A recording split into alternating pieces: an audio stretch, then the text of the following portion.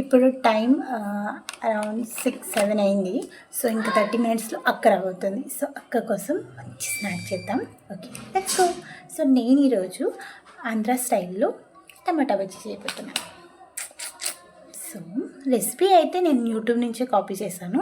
So అదేమి కొత్త recipe కాదు, బట్ ఎఫర్ట్స్ మ్యాటర్. సో అక్క కోసం ఫాస్ట్గా చేసేద్దాం. కమాన్.